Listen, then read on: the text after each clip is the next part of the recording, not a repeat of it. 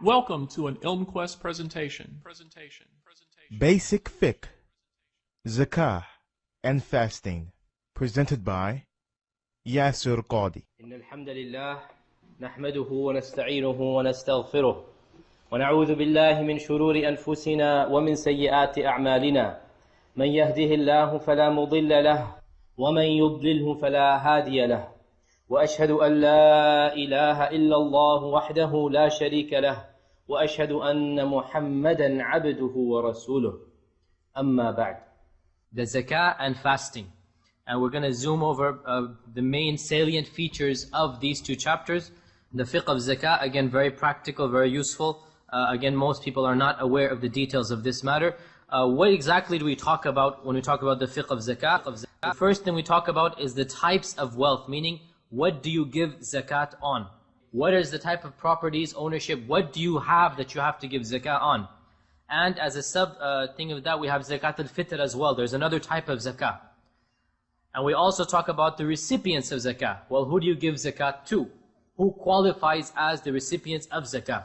And underneath this, there are more complicated topics. We'll get to them in their proper time. But these are the primary topics of zakah. What do you give zakat on? How much zakat do you give? And then as a subset, zakat al-fitr. And then lastly, who do you give zakat to? What are the types of wealth? When I say types of wealth, I mean obviously zakatable. What do you give zakat on? Obviously, there's hundreds of types of wealth and property. What do you give zakat on? Most scholars categorize it into 4 categories. I've done so into 5 to make it easier, but it's the same content. The first category are domesticated animals that a person owns. Camels, cows, sheep, and goats. These animals, you give zakat on them only if you send them out, only if you, provide their food and water for them. So these animals, if a farmer owns these animals, if he provides the food and water, he brings the food, he brings the water, and he gives it to the animals, then there is zakat. Otherwise, if these animals are pastured out, if they have to be taken out for food and water, because of the effort involved, there is no zakat on them. Okay? As for the details, I will not go into them, I think for obvious reasons. Hardly anyone, in fact, no one sitting here is a farmer, and the details is very easy. 30 camels you give, or 30 sheep you give, or 40 sheep is the minimum, 30 cows is the minimum, 5 camels is the minimum. If you have above them, this is what you give. It's a very simple chart. If anybody, does happen to own some camels or cows or sheep or goats somewhere, then they can look it up in any book of fiqh. There's hardly any ikhtilaf. It's very straightforward. You just plug and chug. You plug in the number of animals you have, and you come out with the zakat that you give. But like we said though, this is only for the animals that you provide for. As for if you send a shepherd out with them and they get the food from the field or water from the streams and you have to exert effort, then there is no zakat whatsoever. The second category of wealth which you give zakat on is agricultural produce. Agricultural produce, only that which is staple and not that which is perishable. Again, the sharia is very easy if you look at it. Only non-perishable food items. Okay, only non-perishable food items such as dates, such as rice, such as wheat. These type of agricultural produce, there is zakat on them. As for perishable food items such as apples and oranges, they perish quickly, they do not last. There is no zakat on them for the farmer for his personal consumption. Remember, we're talking about personal consumption for the agricultural produce and for the animals. He owns them, he uses them. We're not talking about business. That's a separate category. We're going to come to that. A person has some trees, some apples, for example, apple trees in his backyard. Or he owns a farm for his personal use for the family. This is what we're talking about. In agricultural produce, that which is staple, you give zakat the day of harvesting. When you harvest it, you give zakat from it right then and there. And you give 10% on those lands which are naturally watered. In other words, if you rely on rainwater, or there is a natural river or stream, and you don't have to do any effort, 10%. Otherwise, if you have to drain, if you have to feed it water, you have to drain the ditches, or you have to manually pump water out, or bring the water to the plants, irrigation, manual irrigation, then that goes down to 5%. Again, clear cut, very easy. The minimum amount is 5 wasaq. If you have more than 5 wasaq, basically a wasaq is 60 sa', it's like 60 bushels, like a large amount of food. It's not a small amount. It's a large amount of staple food items. If you have it, then you give 10% if it's naturally watered and 5% if the water is manual irrigation. Again, not too much detail into this because it's not very practical. The third category is actually included in the second by most scholars. So if you read most books of fiqh, they will say that which the ground produces, which is divided into agricultural produce and ores and treasures. Just for simplicity's sake, I've divided into two separate categories. Ores and treasures. Ores meaning that natural things which you extract from the ground. Raw iron, raw copper, all of these things that you extract from the ground, and treasures. With these things that you find, you have to give 20% if it's above the nisab amount. And we're going to discuss the nisab amount in a little while. Now, what do I mean by treasure? This is where there's two opinions. One opinion, because the Prophet ﷺ said that in treasures you have to give 20%, 1/5. One opinion states that when he means by treasures are those treasures that were buried in Jahiliyyah times, and they have no Muslim owner to them. So if you come across a treasure somewhere, then you have to give zakat right then and there 20%, if it was buried in pre-Jahiliyyah days. Other ulama say any treasure you find it, and you don't know its owner, you don't know who it belongs to, then you take its possession of it, but you must give 20% zakat on that. There's an ikhtilaf, what is the meaning of treasure here? Okay, some ulama say the treasure refers only to the old Jahiliyyah treasures. And some ulama say it applies to any treasure, and the difference of opinion centers on the Arabic word and what it means. But in either case, whatever opinion you follow, it's 20% zakah right then and there, before you're allowed to own it. Same with ores. Again, not too much detail because it's very rarely applied. This is the main type of zakat. We give zakat on money. Now money means gold and silver and all currencies based on them.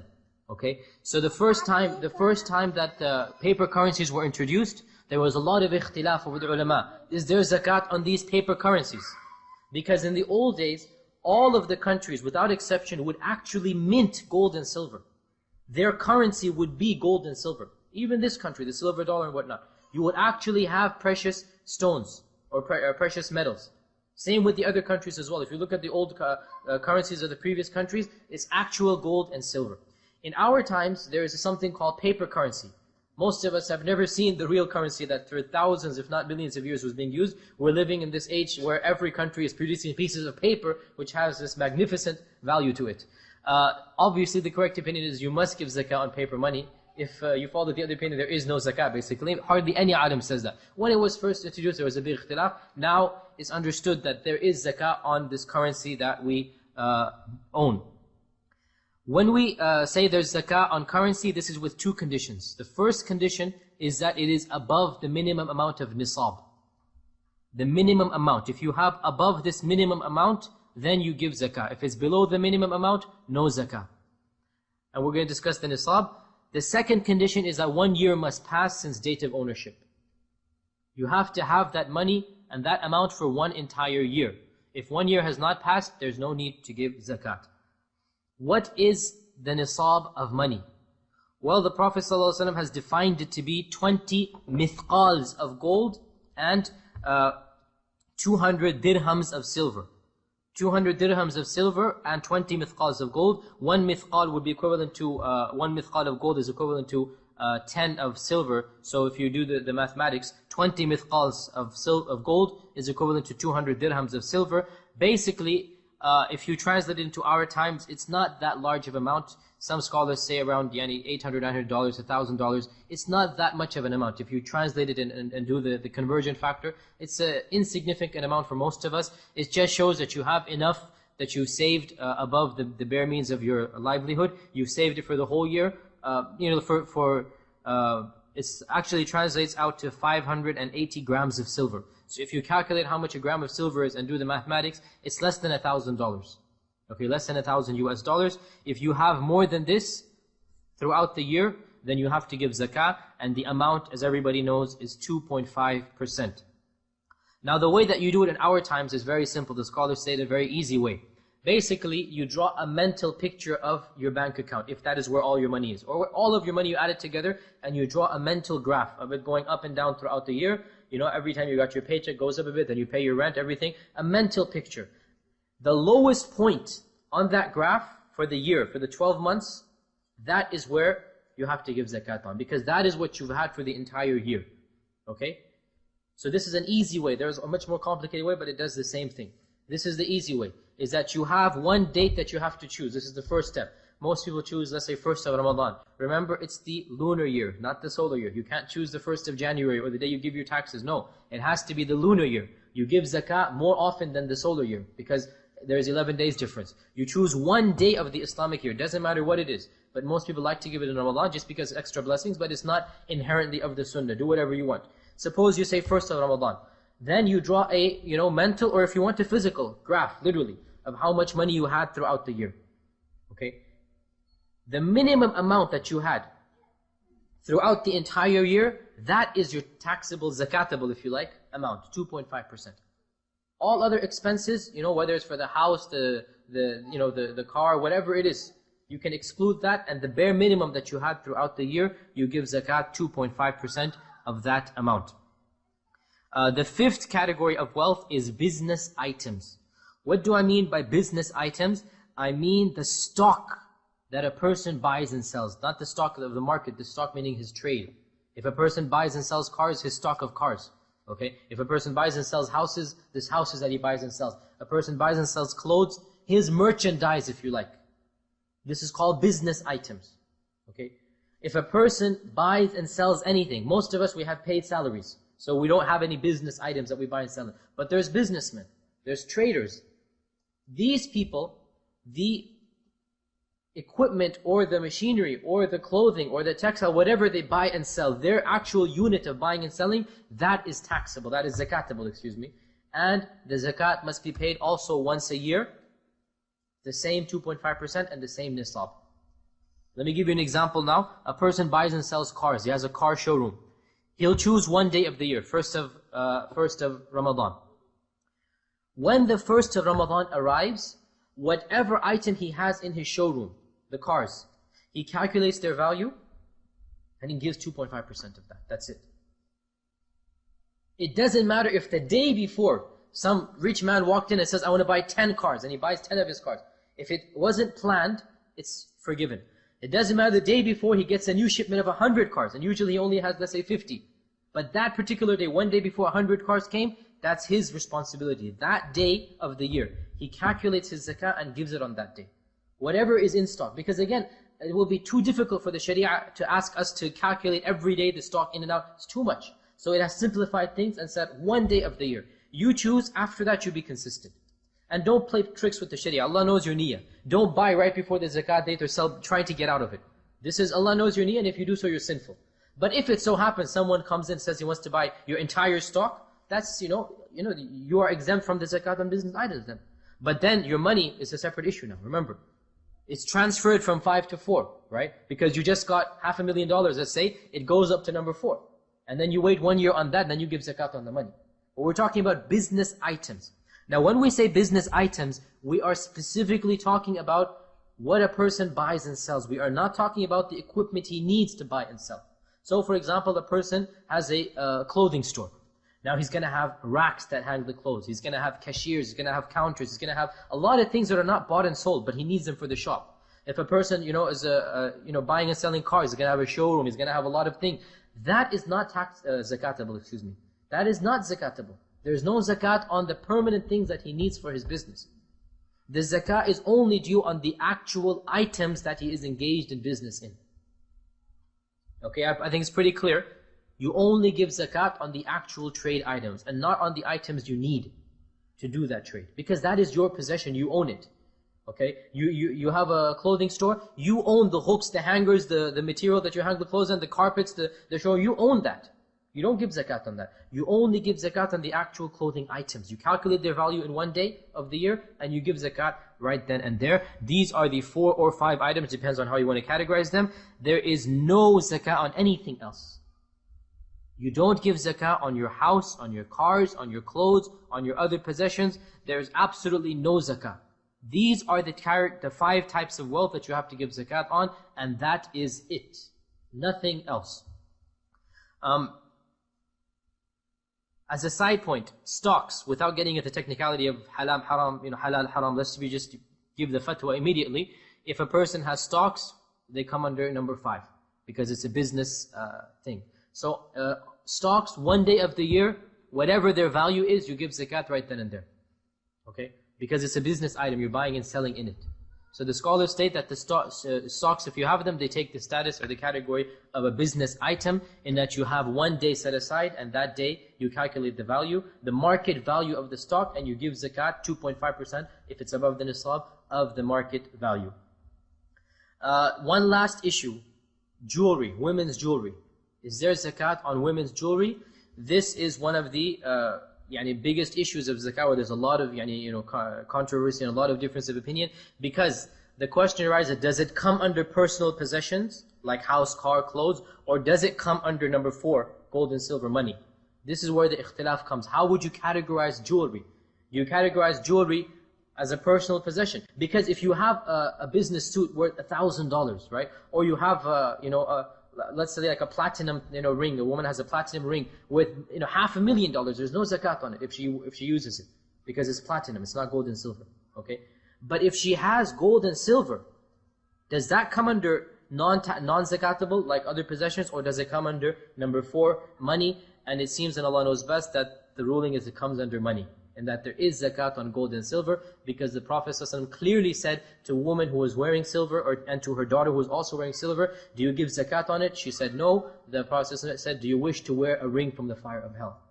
So it seems that Allah knows best that women's jewelry is an exception to the possessions. Every possession that you own for your personal use, there's no zakat on it, except for jewelry. Now we say women's jewelry because men don't have gold and silver, they're not allowed to wear gold. But if it so happens that a man has some silver or something, he must also give zakat on that. He puts it all together with his money, he adds it all up. And if it's above the nisab, then he gives 2.5% at one go. Okay? Now all the brothers are looking depressed when I said about the jewelry.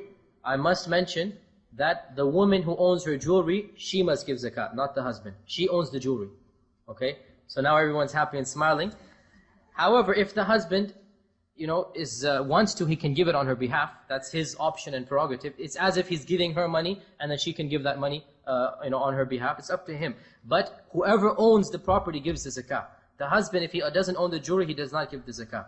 So the woman, if she owns the jewelry, it is her responsibility and her obligation to give the zakah.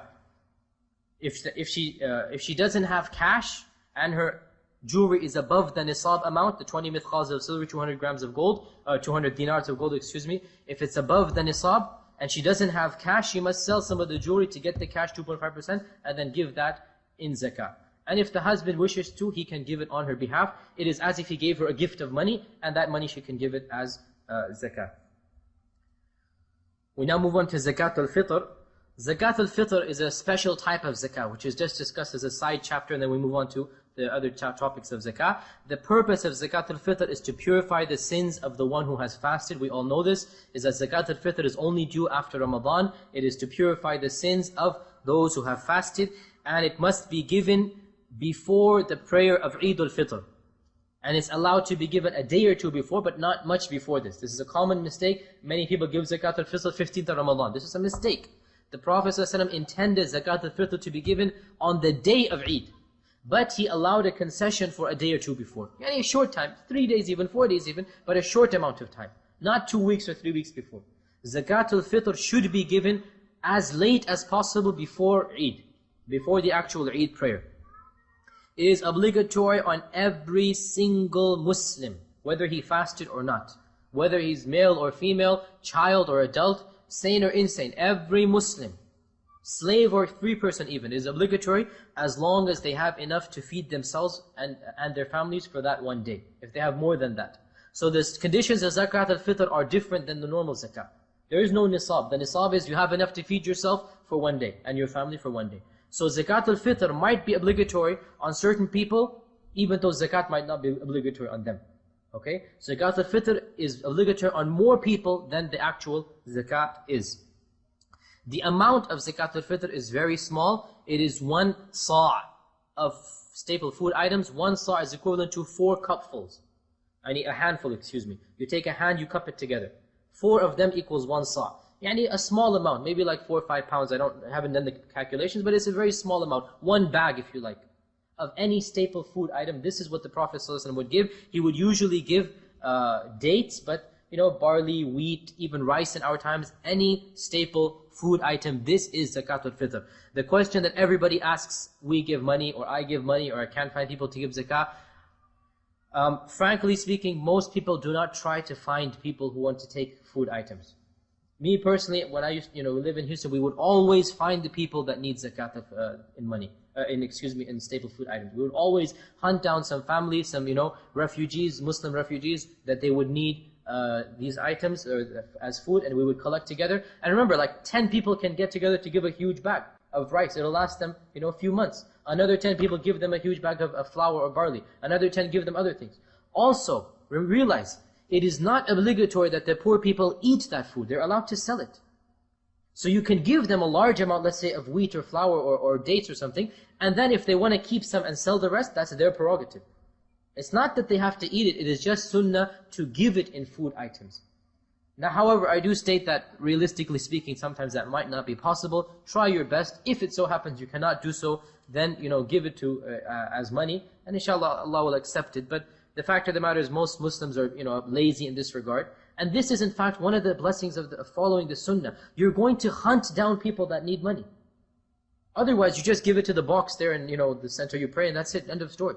But now, in this case, if you have to give it according to the sunnah, you're going to ask around, who is that poor that they want to have food? And he's a Muslim, obviously. You're going to ask for the poor people. You're going to find them. When you form relationships with them, then you will benefit them in the future as well. When you have money to give, you know who to give it to directly. Okay? And this is one of the benefits. When you follow the sunnah, you always find benefits and beauties and wisdoms behind it. Otherwise, like I said, if you just put it in the box, that's it. You have no contact with the poor. But if you go out of your way, try to find these people, have personal relationships, see how they live, see the conditions they're in, then your heart will become softer. You'll give them more regularly. You'll give them more than you usually give. So it changes the whole ballgame.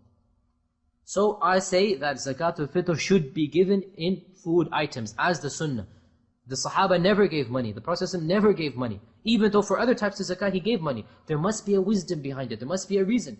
Everybody likes money more than food, because the money can give you that same food. But he didn't give them money, he gave them food. And of the wisdoms that Allah knows best is you have to form relationships with the poor people.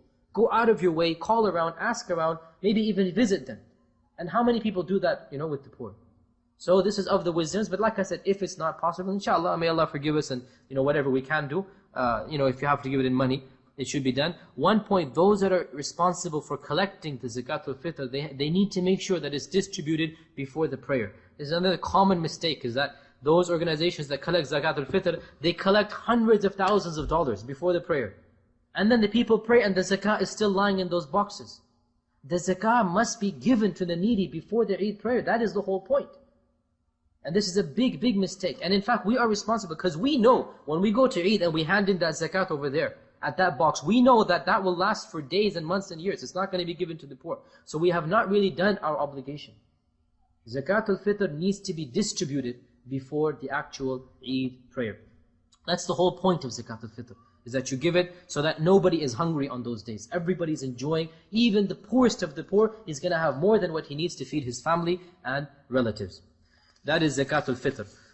The question arises regarding debts and zakah. What do you do if you have a debt, you've given a loan, you've accepted a loan? How do you give zakat on that money? The zakah on that money, who lends this loan, he gives the zakah if the money is present and available. What do I mean by this? Someone gave $50,000 to a person to start a business, okay? This is a loan, not a business. That's a different thing. If you're a business partner, that's separate. We're talking about a sadaqah loan, which means you give loan and you expect the same amount back. It doesn't matter if he's successful or not. It's not a business. You are giving him a loan and you want your money back. In this case, you gave him $50,000, okay? The year goes by and you see him flourishing. He opened a restaurant, his restaurant is flourishing, lots of people are coming. Okay, you know that he has the money. But, you're being nice to him, say, I'll ask him next year. You know he has the money, so it is as if the money is there, it is as if it is in your account, because you know he's going to give it back to you. Therefore, you need to give zakah on that money. However, you give him the money and the business was a flop.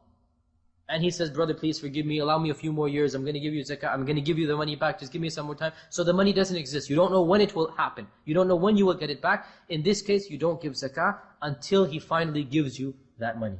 Because you don't know how many years it will be before you get that zakah from him. So it's not fair for you. It's possible he will die and he doesn't have that money. It's not fair for you that you keep on giving zakah when that money doesn't even exist. Okay? So to simplify, again, there's a lot of ikhtilaf, I'm simplifying it a lot, is that when there is a loan, the one who accepts the loan, he doesn't give zakah because it's not technically his money. You have to own the thing to give the money, to give the zakah. The one who lends, he has to see the situation. If he gives he gives the loan to someone who has that money after a year, he should give zakah. For that year and every year he has the money. And if he gives the loan to a person who does not have that money, then in that case, he doesn't give zakah until he actually gets the money back from him.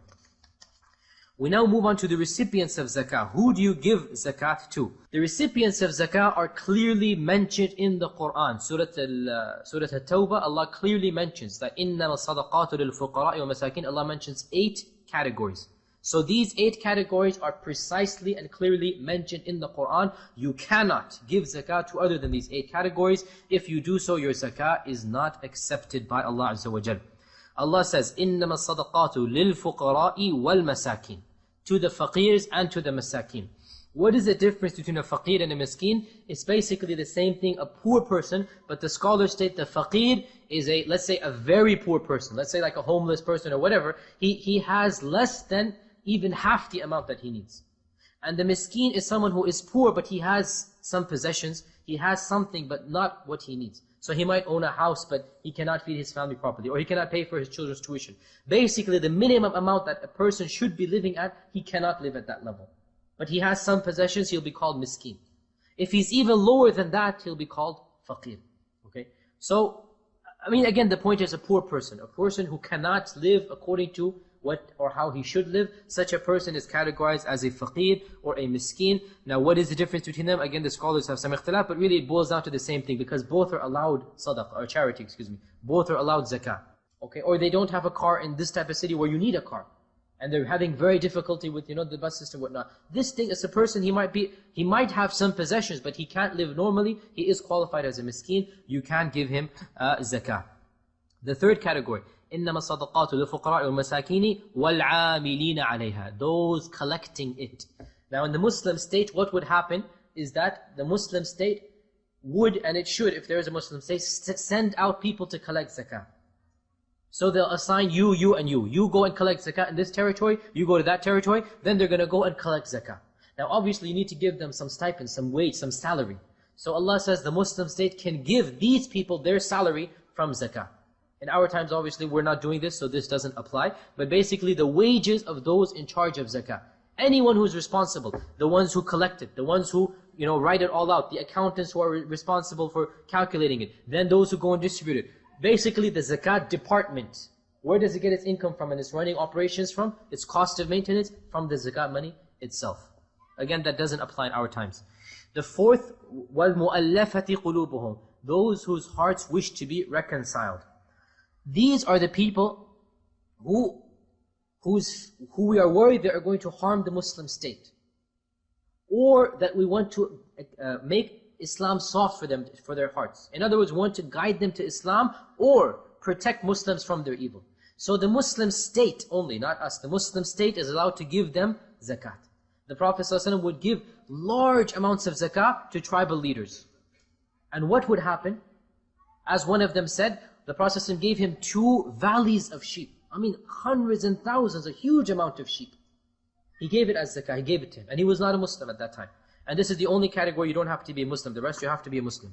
So the Prophet ﷺ gave it to him. This man went back and he said, "Oh my tribe, accept Islam. Because I have come from a prophet who does not fear poverty." He knows Allah will give him richness. So by giving this one person zakah, thousands of people accepted Islam and the Muslim ummah became stronger again. Again, this goes back to the Muslim state. It doesn't apply in our times. We cannot give zakat to mu'allafati qulubuhum because this is the Muslim state only. Okay? So we said that this fourth category is actually 2. The first is those whom you want to guide to Islam. By giving them a large amount of money, they become soft to Islam. It's human nature. The second is you want to protect the Muslim state from their evil or harm. You give them zakah, it's like a favor that they have. They cannot then do anything to harm you. The fifth category, وَفِي الرِّقَابِ, slaves. A slave always wants to be free. So he goes to his master. This is the fiqh of slaves, a separate chapter, we're not going to cover it. But the slave, this is something many people don't know. If he's Muslim, he can demand freedom from his master. At what price though? The master sets a price. A reasonable price. Say, okay, you must give me, let's say, $1,000, whatever the price of slaves is in our times. Allah knows how much it is. You must give me this amount of money. And then he must allow him to work for that money. This is a shari'i right. This is something not many people know about. The slave has the right for freedom. If he's intelligent, Muslim, pious Muslim, there's some good in him, he has the right to become free. The master says, give me the price and you are free. So this slave will then announce, I must collect this amount of money. And he is allowed to work, to do some, rent himself out for services, manual labor, and he can collect zakat. Okay, so zakat can be given to slaves when they desire their freedom. Again, Muslim only. All of these Muslim except for number 4. Number 6, those in debt. وَالْغَارِمِينَ. The scholars state that those in debt means that those who have taken a debt in order to bring some good to the community. Or they have a personal problem and they fell into great problems, financial problems, so they had to take a debt to get themselves out of that problem. For example, let me give you an example. A person comes and says, any common thing in the past is that 2 tribes will be fighting over some blood spilt between them. Okay, some person stands up and says, okay, I will pay this tribe, let's say 50,000 camels, if they stop this war between the 2 Muslim tribes. Okay, this person has got himself into debt in order to reconcile the Muslims. So the scholars, the Quran states that he can be given zakat. Another person in debt is that he lost a job, he's looking around for work, he has to borrow money from different people. Now he's continually out of work, he owes a lot of money to a lot of people. This person as well is considered one in debt. This does not apply to someone, for example, who wanted to go to medical school and took out a $150,000 loan. This is not the type of debt where you give him zakat to go to medical school. The point is there must be a shari'i reason for that debt. Either he wants to cause reconciliation between Muslims, or for example, a realistic example in our times. We have to pay, for example, $200,000 for the masjid, or else it will be taken back, a down payment. Okay? Now the person doesn't have the money himself, but he collects money from other people to pay the down payment for the masjid. So he comes in debt in order to help the society. This person can be given zakat to pay the debt off. This person, you cannot give zakat to the masjid, remember. But the person, if he paid from his personal money by collecting, debts, he got himself in debt. Now this person can be paid zakat. Likewise, we said another example is like a person who was not able to manage his finances properly. He lost a job, he kept on borrowing money, finally he's completely bankrupt. Legitimate bankruptcy, legitimate debt, you give him zakat. Basically, if you think about it, he falls under faqir and miskin then. Okay? What is not allowed is someone falls into debt of his own will for some luxury. Like we said, medical school, for example. Or he wants to buy a magnificent palace and he gets into debt. This person is not qualified for zakah. He shouldn't have done that in the first place. This is the point. There should be a legitimate reason for that debt. وَالْغَارِمِينَ. The 7th is وَفِي سَبِيلِ اللَّهِ, in the way of Allah. And this, the scholars state, means jihad. The actual mujahid, the one who is going for jihad, you can give him zakat to arm himself, to feed his family, this one. And this is only the case when he is not a paid servant of the army. Now, the army, if there's a Muslim state that has an army, they actually have a stipend, right? They have a salary. This is no zakat here. We're talking about volunteers. In the past, in many times, there would be no army. There would be the call for jihad, people volunteer. These people are qualified to take zakat fi sabilillah. Now, in our time, some ulama said, fi sabilillah applies to everything fi sabilillah. Building masjids, printing mushafs, these type of things. This is a very minority opinion. The vast majority of ulama of our time restrict it to actual jihad. Because there were always people building masjids, there were always people printing mushafs and printing knowledge books. Nobody asked for zakah for them. That is sadaqah jariyah.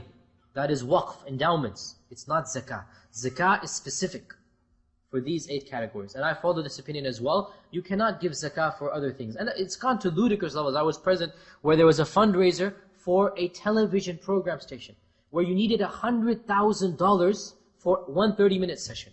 And the scholar stood up and said, you can give zakah for this as well. SubhanAllah, Muslims are dying of hunger. And you're going to spend $100,000 for a television program? We all know it's expensive. Give your money for it, but not zakah. Donate, sadaqah jariyah, waqf. Expect reward from Allah. But you're going to give money for the fancy lighting and the director and this and that. And there are people that don't even have a place to live, and you're going to ignore them? So again, this is not zakah. This is sadaqah, this is charity, whatever you want to call it. But in my opinion, fi sabilillah is restricted to those who are actually in the way of Allah, physically. And the last is the wayfarer, the one who is traveling. وَابْنِ السَّبِيلِ, Allah says. Ibn al-Sabil, the traveler. The traveler, what is meant by the traveler? If I take a vacation in Hawaii, I can take zakah? No.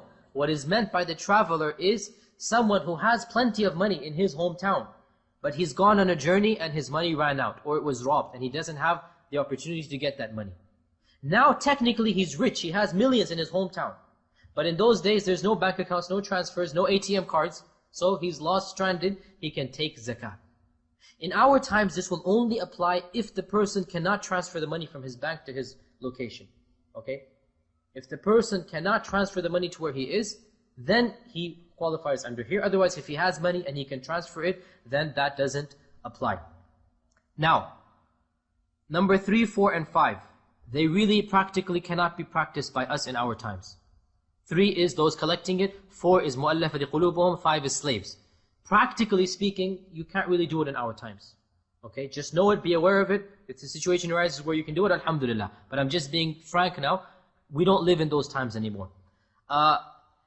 So realize that these 3 categories you can't really, do in our times for most countries. Numbers 3, 4, 7, and 8. Those collecting it, those whose hearts need to be reconciled in the way of Allah, and the traveler. They can be rich. They don't have to be poor to accept zakah. So the one collecting it, even if he's a multimillionaire, the state has told him, spend 50 hours collecting it, the state will pay him for those 50 hours. It will pay him from zakah. So even if he's rich, he will take zakah. Those whose hearts wish to be reconciled, if the Muslim state gives, they are probably going to give to rich people, because those are the ones in power, right? So even if they're rich, they can collect that zakah. Number 7, in the way of Allah, the voluntary mujahid, even if he has money, he can take zakah. And number 8, the traveler, we explained, he could be a multimillionaire, but if he can't have the money right then and there, then he's allowed to take zakah for the situation that he is in. Number 1, 2, 3, 5, 6, 7, 8, all of them except for 4 have to be Muslim. The only case where the recipient of zakah can be a non-Muslim is number 4, those whose hearts wish to be reconciled. Everyone else has to be a Muslim. You cannot give zakah or zakatul fitr to a non-Muslim, except for number 4, and we can't do that. That's the state's responsibility. So realistically speaking, no Muslim can give zakat to a non-Muslim. Another question before we move on to the next slide. Where should the zakat be given? Theoretically, zakah should always be given in your locality. This is the traditional opinion. However, I state that because of this, different times we're living in, I don't see any problem if a portion, not all, a portion of one zakah is transferred to another country. Because many times, for example, in this country, to find a Muslim who is really in need of zakah is quite difficult, to be honest, in most of the times. But to find a Muslim in other countries who's in need of zakah, very easy. People are actually dying of hunger. So in my opinion, because of the different times and situations we're living in, a portion of the zakah, no problem if you transfer it to another country. Especially, for example, you have family back home who are poor and they need zakah, there's a double reward to give them zakah. Because you're helping them in zakah and you're helping them because they're family, so there's a double reward associated with that. So I personally state that it is allowed to transfer a portion of your zakah to other countries. Many scholars used to say that this is haram in our times. Because of the situation changes, they also state that it is allowed to transfer zakat to another country. Who can you not give zakat to? You cannot give zakat to non-Muslims, except for number 4 we said. You cannot give zakat to rich persons, except for the ones we've already mentioned. We've discussed this before. You cannot give zakat to a strong man who is capable of working. Any man who's capable of working, even if it's manual labor, like we call it here, minimum wage job. If he's capable of working and he's not working because he doesn't want to, this is not a person who qualifies for zakah. He needs to stand on his feet and work as long as he's healthy and strong. The Prophet ﷺ, once a person came and demanded zakah, the Prophet ﷺ looked at him and he saw them to be strong. He said, if you wish, take it, but it's not allowed for a person who's strong and can earn his own money. Even if you have to collect firewood and sell it, as one hadith says, do it.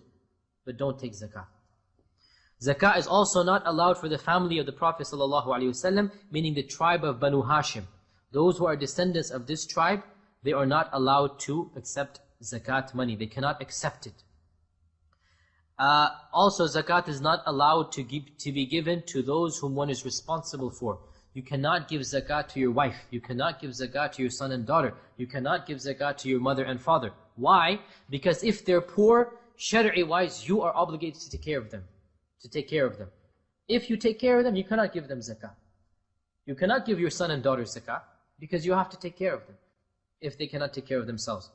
However, a wife can give zakah to her husband. Why? If he's qualified to take it, obviously, if he falls into those categories. Why? Because the wife is not obligated to take care of the husband. The husband needs to take care of the wife. One last point, you can give zakat in advance. In other words, you can give it, before its due date, no problem. You can even give it before its year, no problem. Just remember how much you've given, and then if it turns out that you had to have given more, then you should give more. If it turns out you should have given less, then that extra is counted as voluntary charity.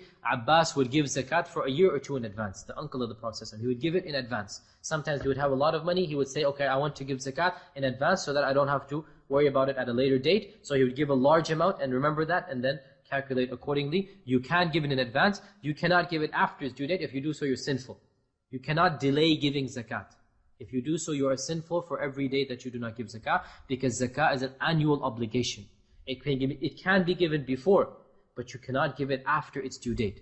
So every one of us sitting here needs to decide one date, be it 1st of Muharram, 1st of Shawwal, 27th of, Rabi' al-Awwal, doesn't matter. Some date must be decided, and then you must give zakah by that or before that date. You cannot give it after that date.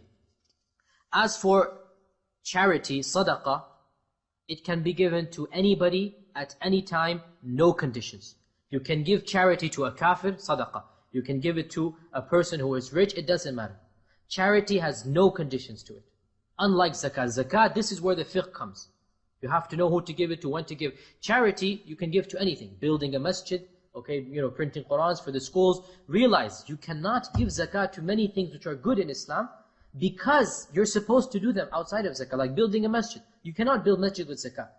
Orphanage, you cannot have orphanages as zakah. You can feed them, you can give them money if they're faqir and maskeen, but you cannot build an orphanage with zakat money. It doesn't come under those 8 categories. Give sadaqah, and the more sadaqah you give, the better it is in the sight of Allah.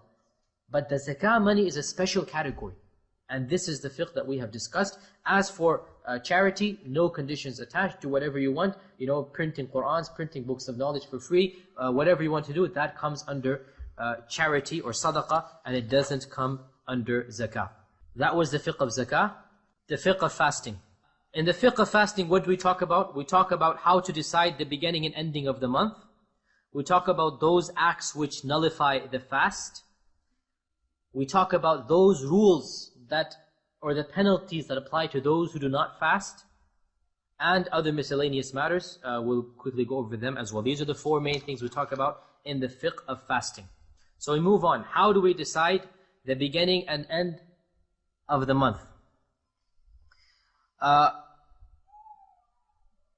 Firstly, before we move here, what fasting is well known, is obligatory on every single sane adult Muslim who is physically capable of fasting. Every sane adult Muslim who is physically, meaning health-wise, capable of fasting, except for the menstruating woman and the woman in her postpartum bleeding. Everyone else, it is obligatory to fast. This is beyond evidence. Everybody knows this. Even children should fast. Their parents should encourage them, but it's not obligatory until they reach the age of puberty. We know that the Sahaba would cause their children to fast when they were very young, maybe 5-6 years old, because they would then get used to it. But it is not obligatory until the children reach the age of puberty. How do we decide the beginning and the ending of the month? The month is decided by either seeing the crescent on the 29th of the month, or the completion of 30 days. Okay? So if you see the crescent, it's understood. If it's the month of the month of Sha'ban, and it's the 29th day, when the sun sets on the 29th, right then and there, within 20 minutes, you should see a crescent. The first crescent is born right after sunset of the first day. Okay, so those people who try to look for the crescent after that, in reality, this would not be the crescent of the 29th. You cannot see a brand new crescent. A crescent is not born on the 29th, except right after sunset, within an hour or two, less than an hour actually. So if you see the crescent on the 29th, then obviously that signals the start of the next month, whether it's the 29th of Sha'ban or the 29th of Ramadan. Either way, the next day will be the first of the next month. And the other way that you decide the starting of the next month is you don't see the crescent and 30 days are finished. So if 30 days of Sha'ban are finished, then the next day is the first of Ramadan. Obviously, same applies to the 30th of Ramadan. The next day is the first of Shawwal. If it is cloudy on the 29th, then you continue that month. You pretend that there is no crescent. If it is cloudy on the 29th and no one sees any crescent, then you assume that 30 days have been complete. I'd just like to state that historically speaking, never in the 14 centuries of Islam has the Muslim Ummah celebrated the beginning of Ramadan and Eid on the same day. Never. It has never occurred. It could not occur.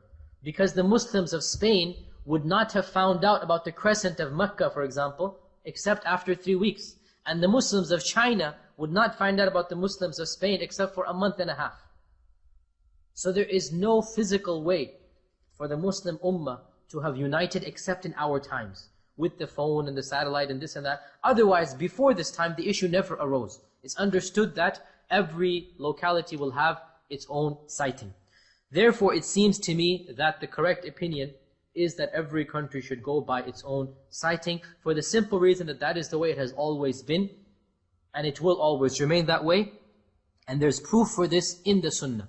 In that, Ibn Abbas was in Medina, his slave came from Damascus, Quraib, and when he arrived in Medina, he had arrived a week after Ramadan started, so he said, we started fasting on Monday in Damascus.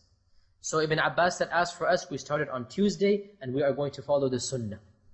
Meaning he didn't care about the sighting in Damascus. He considered it to be for Damascus, and for Medina, he considered it to be of Medina. So in my opinion, every country has its own sighting. However, when it comes to our problem of North America, I believe that we should follow the majority of Muslims. In that whatever our main center decides, whatever city has its main center, whatever the majority of Muslims decide, for the sake of unity, we should stick with them. Because unity is something Allah loves, disunity is something Allah hates. So if the majority decide upon something, even if fiqh-wise we don't agree with it, it is a legitimate opinion. The other opinion is not shirk or kufr or bid'ah. It's a legitimate opinion. So for the sake of unity, we should sacrifice our opinion and follow the majority. This is my opinion. And the evidence for this is many, different types of evidences. Of them, the most explicit evidence is the hadith of the Prophet ﷺ. The fasting is the day that you fast, and the fitr is the day that you celebrate fitr. Ponder over this hadith. It seems contradictory, but it's not. Fasting is the day that you fast. The first of Ramadan is the day you consider it to be the first of Ramadan. And Eid al-Fitr is the day that you celebrate Eid al-Fitr. What is the meaning of this hadith? It means that even if you were mistaken, it doesn't matter. In the sight of Allah, you are correct. In other words, suppose on the 29th it was cloudy, and no one saw the crescent. So the people completed 30 days, and then they fasted after that. Suppose there had been a crescent that nobody saw. Right? Suppose there had been a crescent, but because it was cloudy, nobody saw it. The Prophet ﷺ is saying, that doesn't matter. The first Ramadan is when you guys considered it to be the first Ramadan. And Eid is when you considered it to be Eid. This is the meaning of the hadith. So if you consider this hadith, and it's an authentic hadith, and apply it to our times, the way I see it being applied is the first of Ramadan is when your community decides it's the first of Ramadan. And Eid is when your community decides it is Eid. So my opinion is that we should follow the community. And if we're in charge, then that's a separate issue. We follow the fiqh opinion that every locality has its own sighting, or for our purposes, North America has its own sighting. This is what the majority of Muslims believe. Follow it. But as for us, the average Muslims, it's not in our positions. We are faced with a number of options. We can pray Eid with this group who claim that the entire world is celebrating one Eid. We can pray Eid with this group who claim that our community has its own Eid. Basically, follow the majority of Muslims. Whatever your main body of Muslims says, follow it for the sake of unity. As for those who disagree, may Allah forgive them. It is not something we should have hatred for, animosity for. This is a fiqh opinion. That's what they think. Let them do so. And this shows maturity as well. If you disagree about Eid, it's a fiqh ikhtilaf. It should not lead to the bickering that it does in our community or every community. This shows the difference between a knowledgeable person and a jahil. The knowledgeable person realizes this is a fiqh ikhtilaf. Whether you say Ameen out loud or silently, whether you place your hands here or here, whether you raise your hands every 4 times or not, it's a fiqh ikhtilaf. It's trivial. It should not lead to angering, to fighting, to bickering over this issue, to disunity. We would like for there to be one Eid, but there isn't. So do what you want, and alhamdulillah, we're all still Muslims, we're all still brothers in Islam. It should not lead to the hatred and the backbiting that it does. This is a problem, and wallahi, it shows ignorance on behalf of those who do it, even if they have the biggest alim degrees. Frankly, they don't realize that this is an issue of ikhtilaf of fiqh. Preach your opinion, call to it, but don't hate the one who opposes it. Don't look down at the other side, because it is a fiqh ikhtilaf. Have unity. We disagree over far bigger things. Don't let this thing cause hatred in the hearts. Try to reach unanimity. If it doesn't happen, don't worry about it. With that passionate plea, we move on to the mubtal acts of fasting. What acts are those which nullify your fast? Everyone knows, number 1, eating and drinking intentionally. Everybody knows. The most jahil Muslim knows if you eat unintentionally, drink unintentionally, no penalty. Alhamdulillah, some fiqh things, they're strong in everyone's mind because it's very easy to know and very convenient to know. If you eat or drink unintentionally, no problem. If you see someone eating or drinking unintentionally, problem. You have to correct him. Okay? So if you see your wife or your child who should be fasting, or any other person eating or drinking, immediately remind him that he's fasting and he has to stop. But if a person eats or drinks unintentionally, Allah has forgiven that. The second act, as we all know, is that of intercourse. The third is vomiting intentionally, meaning you wanted to vomit, you forced yourself to vomit. If you were sick and you vomited unintentionally, that does not nullify the fast, because the Prophet ﷺ clearly said that the one who vomits unintentionally, his fast is not broken. The fourth is ejaculation, or to reach a climax for a man or woman, to reach a climax intending to do so or knowing that one would do so. Okay? So whether it is through the act of masturbation, which is haram, but if it is done, it breaks the fast. Or even if a person was thinking about things or looking at things he shouldn't, and he reached that climax, it breaks his fast. If he intended or he knew that that would happen, obviously the wet dream or beyond one's control, a person is forgiven because the pen is lifted from the one who is sleeping. But if he did acts that would lead to this, for example, even foreplay with one's wife, and you knew that this would lead to this, then you are sinful for that, for breaking your fast, and you have to make it up, and your fast has become null and void. In contrast to going to sleep and having a wet dream, this is beyond your control, your fast is not null and void. The fifth is the one who presumed the sun had set and he ate and drank. So he was hasty in breaking the fast. Because he was hasty, he will suffer the penalty for that. You should be careful and cautious that you should see that the sun has set, make sure that the sun has set, look at the time, and then break your fast after that. The sixth is the one there's the most ikhtilaf over, injections. Do they break the fast or not? Again, a lot of difference of opinion. Some people differentiate between intramuscular and intravenous. Some people differentiate between nourishing injections and injections that are medication. It seems, and Allah knows best, that every type of injection breaks the fast. If you have to take an injection, do so after your fitr, your breaking of the fast.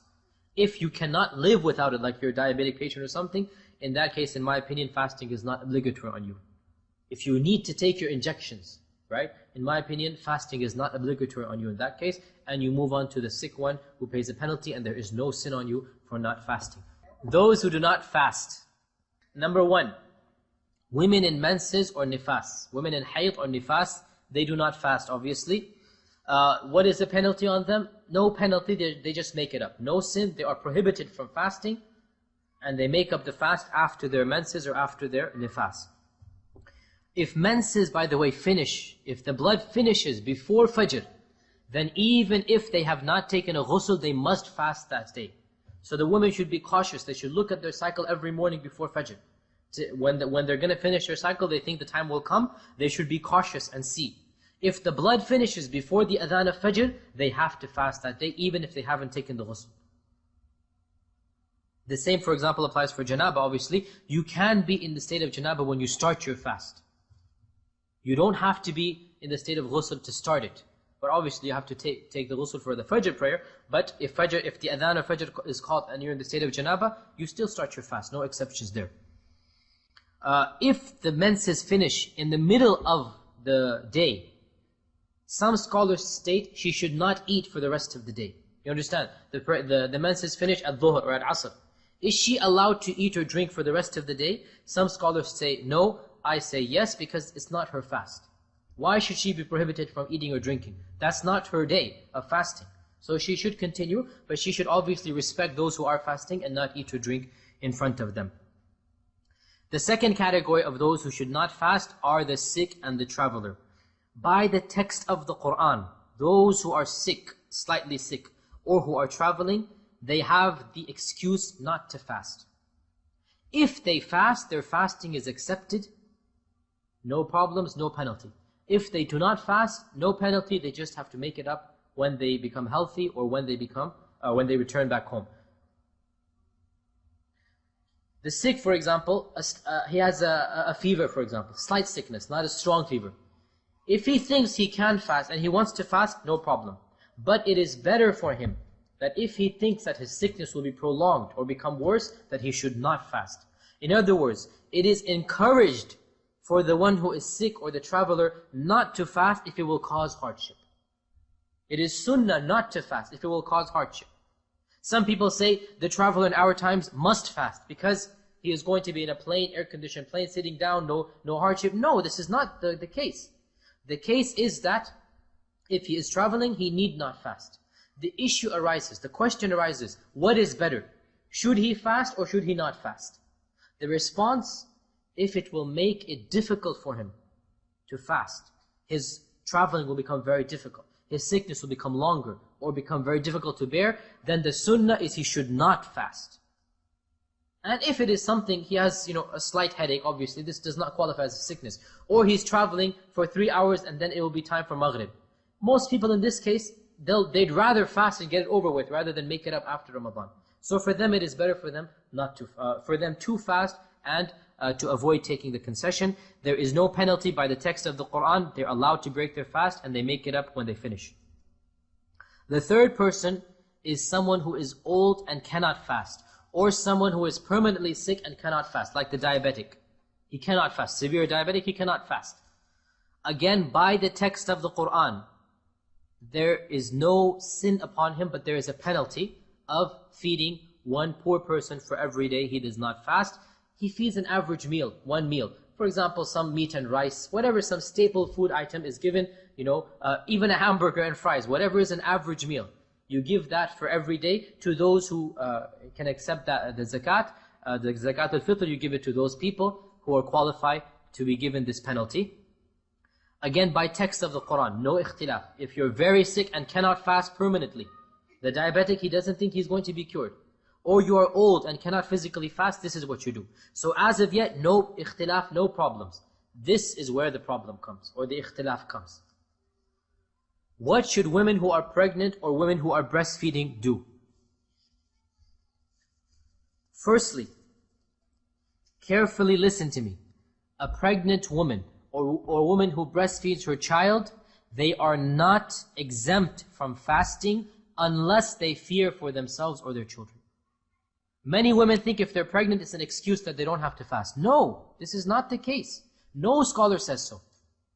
Only if you're scared that you will not be able to manage, you will faint out of weakness, or that it will harm your child, in which case a doctor will tell you that you need to nourish your child, whatever. And again, go to a Muslim doctor. Non-Muslims don't understand this concept. The fact of the matter is that most women who are in their early stages of pregnancy should fast. The majority of women who are in the early stages, it is obligatory on them to fast. Because the amount of nourishment needed at this time is negligible. And they can't stay away for 8 hours, 9 hours without eating and drinking, without any harm to themselves or their baby. Just because you're pregnant or just because you're breastfeeding, this is not an excuse to avoid fasting. Only if you're fearful of yourself, your own health, or the health of your baby. The doctor tells you, for example, if you fast, you will not be able to breastfeed your child. Again, women are different. Some women, they will be able, the milk will flow if they have a good suhoor, and there's only 8 hours of the day, they will have no problem. Or if they take precautions and they express their milk and then use it later in the day.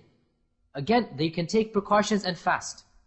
Only if they are worried about their own health for the pregnant woman, or the health of their children for the pregnant or the breastfeeding woman, then they have an exception where they don't have to fast. Now the question arises, this so far no ikhtilaf. The question arises, what is the penalty on this woman?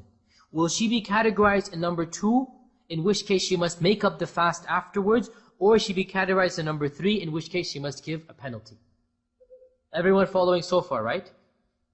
Which category does number 4 come under? Number 4 is not mentioned in the Quran and Sunnah. Number 2 is mentioned, number 3 is mentioned. Number 4 is not mentioned. So which category would you place the pregnant or breastfeeding woman in? Someone who temporarily cannot fast and then will be able to, or someone who permanently cannot fast, like number 3? It's pretty clear, in my opinion, that she comes under number 2. Because the reasoning is the same. There's a temporary factor that prohibits her from fasting. Just like the one who is slightly sick or the traveler. When that reason is removed, then she must go to the ruling of number 2. Which is, she must make up that fast. Now the common question which is always asked, well, 1 year I was pregnant, my doctor said don't fast. The next year I was breastfeeding, he said don't fast. The 3rd year I became pregnant again with the 2nd child, the 4th year was that child. So I have like 120 days to make up. Frankly, sister, if this is the case, make it up. Take your time and make it up. Whenever you can, every 2nd day, 3rd day fast. After your children are 3 years old, they don't need your breast milk after that, then start your fasting. And this is the case. If you even think about it logically, Shari'i-wise, there is no commonality between her and an aged person who cannot fast. Allah has made an exception because He can never fast. So Allah said that the aged person or the one who is permanently sick, give some charity or some penalty, fasting or giving food for 1 day. As for the pregnant woman, there's a temporary reason. Even if it is drawn out to 4 or 5 years, as is the case with some sisters, is still temporary. So she still goes back to number 2. And always remember, just because you're pregnant or breastfeeding, it is not an excuse not to fast. You need to get a medical verdict from a sincere Muslim doctor that tells you that if you fast, I'm fearful for your health or for the health of the child, then and only then are you allowed or exempt from fasting. And in my opinion, you then fall under number 2 because it is a temporary thing which is then removed. So you should make up the fast after that. These are the only people who cannot fast. Every other sane adult Muslim must fast, otherwise they are sinful and they are in danger of a major sin, one of the major sins of Islam. Miscellaneous matters, other types of recommended fast, there's many. During the month of Muharram, the entire month, especially the 10th of the month, the 10th of Muharram, when you fasted, it forgives the sins of the previous year. Okay? During the first 10 days of Dhul Hijjah, especially the 9th of Dhul Hijjah, on this day when you fast, it forgives the sins of the previous and the future year.